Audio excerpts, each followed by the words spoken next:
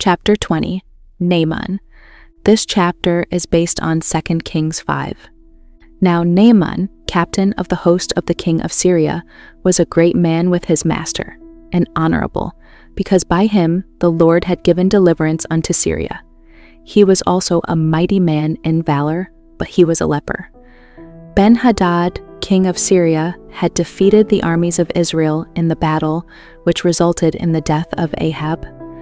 Since that time, the Syrians had maintained against Israel a constant border warfare, and in one of their raids they had carried away a little maid who, in the land of her captivity, waited on Naaman's wife. A slave far from her home, this little maid was nevertheless one of God's witnesses, unconsciously fulfilling the purpose for which God had chosen Israel as his people. As she ministered in that heathen home, her sympathies were aroused in behalf of her master, and remembering the wonderful miracles of healing wrought through Elisha, she said to her mistress, "Would God my Lord were with the prophet that is in Samaria, for he would recover him of his leprosy." She knew that the power of heaven was with Elisha, and she believed that by this power Naaman could be healed. The conduct of the captive maid, the way that she bore herself in that heathen home, is a strong witness to the power of early home training. There is no higher trust than that committed to fathers and mothers in the care and training of their children. Parents have to do with the very foundations of habit and character. By their example and teaching, the future of their children is largely decided. Happy are the parents whose lives are a true reflection of the divine, so that the promises and commands of God awaken in the child gratitude and reverence. The parents whose tenderness and justice and long-suffering interpret to the child the love and justice and long-suffering of God, and who by teaching the child to love and trust and obey them are teaching him to love and trust and obey his Father in heaven. Parents who impart to the child such a gift have endowed him with a treasure more precious than the wealth of all the ages, a treasure as enduring as eternity. We know not in what line our children may be called to serve. They may spend their lives within the circle of the home. They may engage in life's common vocations or go as teachers of the gospel to heathen lands. But all are alike called to be missionaries for God, ministers of mercy to the world. They are to obtain an education that will help them to stand by the side of Christ in unselfish service. The parents of that Hebrew maid, as they taught her of God, did not know the destiny that would be hers, but they were faithful to their trust, and in the home of the captain of the Syrian host, their child bore witness to the God whom she had learned to honor. Naaman heard of the words that the maid had spoken to her mistress, and, obtaining permission from the king, he went forth to seek healing, taking with him 10 talents of silver and 6,000 pieces of gold and 10 changes of raiment. He also carried a letter from the king of Syria to the king of Israel, in which was written the message, "Behold, I have sent Naaman my servant to thee, that thou mayest recover him of his leprosy." When the king of Israel read the letter, he rent his clothes and said, "Am I God, to kill and to make alive, that this man doth send unto me to recover a man of his leprosy? Wherefore consider, I pray you, and see how he seeketh a quarrel against me." Tidings of the matter reached Elisha, and he sent word to the king, saying, "Wherefore hast thou rent thy clothes? Let him come now to me, and he shall know that there is a prophet in Israel." So Naaman came with his horses and with his chariot, and stood at the door of the house of Elisha. Through a messenger the prophet bade him, "Go and wash in Jordan 7 times, and thy flesh shall come again to thee, and thou shalt be clean." Naaman had expected to see some wonderful manifestation of power from heaven. I thought, He said, "He will surely come out to me, and stand and call on the name of the Lord his God, and strike his hand over the place, and recover the leper." When told to wash in the Jordan, his pride was touched, and in mortification and disappointment he exclaimed, Are not Abana and Parpar, rivers of Damascus, better than all the waters of Israel? May I not wash in them and be clean?"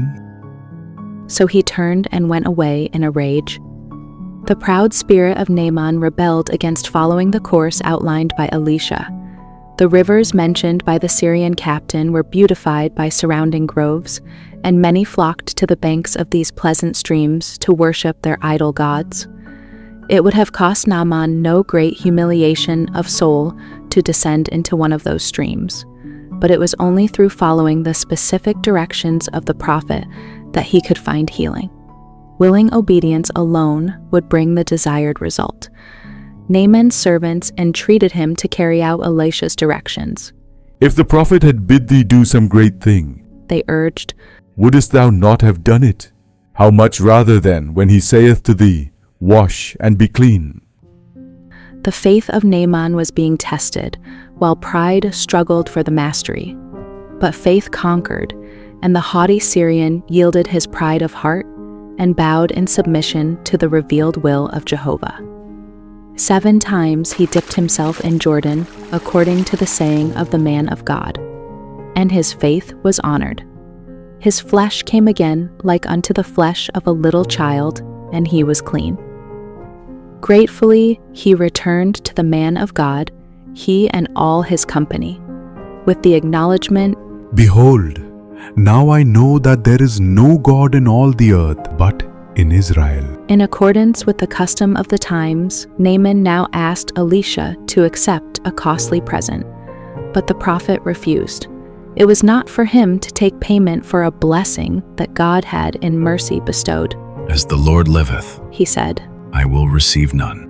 The Syrian urged him to take it, but he refused. And Naaman said, "Shall there not then, I pray thee, be given to thy servant 2 mules' burden of earth? For thy servant will henceforth offer neither burnt offering nor sacrifice unto other gods, but unto the Lord. In this thing the Lord pardon thy servant, that when my master goeth into the house of Rimmon to worship there, and he leaneth on my hand, and I bow myself in the house of Rimmon, when I bow down myself in the house of Rimmon, the Lord pardon thy servant in this thing." And he said unto him, Go in peace. So he departed from him a little way. Gehazi, Elisha's servant, had had opportunity during the years to develop the spirit of self-denial characterizing his master's life work. It had been his privilege to become a noble standard-bearer in the army of the Lord. The best gifts of heaven had long been within his reach, yet turning from these, he had coveted instead the base alloy of worldly wealth. And now the hidden longings of his avaricious spirit led him to yield to an overmastering temptation. Behold, He reasoned within himself, my master hath spared Naaman this Syrian, in not receiving at his hands that which he brought. But I will run after him, and take somewhat of him. and thus it came about that in secrecy Gehazi followed after Naaman. When Naaman saw him running after him, he lighted down from the chariot to meet him, and said, "Is all well?" And he said, All is well. Then Gehazi uttered a deliberate lie. My master hath sent me, saying, Behold, even now there be come to me from Mount Ephraim 2 young men of the sons of the prophets. Give them, I pray thee, a talent of silver and 2 changes of garments. To the request Naaman gladly acceded, pressing upon Gehazi 2 talents of silver instead of 1, with 2 changes of garments, and commissioning servants to bear the treasure back. As Gehazi neared Elisha's home, he dismissed the servants and placed the silver and the garments in hiding. This accomplished, he went in and stood before his master. And to shield himself from censure, he uttered a second lie. In response to the inquiry of the prophet, Whence comest thou? Gehazi answered. Thy servant went no whither. Then came the stern denunciation, showing that Elisha knew all. Went not mine heart with thee, when the man turned again from his chariot to meet thee? Is it a time to receive money, and to receive garments, and olive yards, and vineyards, and sheep, and oxen, and men servants, and maid servants? The leprosy therefore of Naaman shall cleave unto thee, and unto thy seed forever." Swift was the retribution that overtook the guilty man. He went out from Elisha's presence, a leper as white as snow. Solemn are the lessons taught by this experience of one to whom had been given high and holy privileges. The course of Gehazi was such as to place a stumbling block in the pathway of Naaman, upon whose mind had broken a wonderful light, and who was favorably disposed toward the service of the living God. For the deception practiced by Gehazi, there could be pleaded no excuse. To the day of his death, he remained a leper, cursed of God and shunned by his fellow men. A false witness shall not be unpunished, and he that speaketh lies shall not escape. Proverbs 19:5.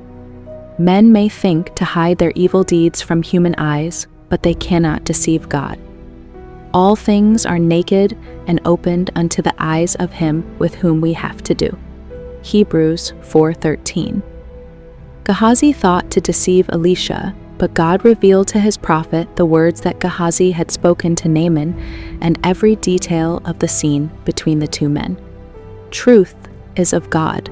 Deception in all its myriad forms is of Satan, and whoever in any way departs from the straight line of truth is betraying himself into the power of the wicked one. Those who have learned of Christ will have no fellowship with the unfruitful works of darkness. Ephesians 5:11. In speech, as in life, they will be simple, straightforward, and true, for they are preparing for the fellowship of those holy ones in whose mouth is found no guile. See Revelation 14:5. Centuries after Naaman returned to his Syrian home, healed in body and converted in spirit, his wonderful faith was referred to and commended by the Savior as an object lesson for all who claim to serve God. Many lepers were in Israel in the time of Elisha the prophet, the Savior declared, and none of them was cleansed, saving Naaman the Syrian. Luke 4:27. God passed over the many lepers in Israel because their unbelief closed the door of good to them. A heathen nobleman who had been true to his convictions of right and who felt his need of help was in the sight of God more worthy of his blessing than were the afflicted in Israel, who had slighted and despised their God-given privileges. God works for those who appreciate his favors and respond to the light given them from heaven. Today, in every land, there are those who are honest in heart, and upon these the light of heaven is shining. If they continue faithful in following that which they understand to be duty, they will be given increased light, until, like Naaman of old, they will be constrained to acknowledge that there is no God in all the earth, save the living God, the Creator. To every sincere soul that walketh in darkness and hath no light, is given the invitation, let him trust in the name of the Lord and stay upon his God. For since the beginning of the world men have not heard nor perceived by the ear, neither hath the eye seen, O God, beside thee, what he hath prepared for him that waiteth for him. Thou meetest him that rejoiceth and worketh righteousness, those that remember thee in thy ways. Isaiah 50:10, 64:4, 5.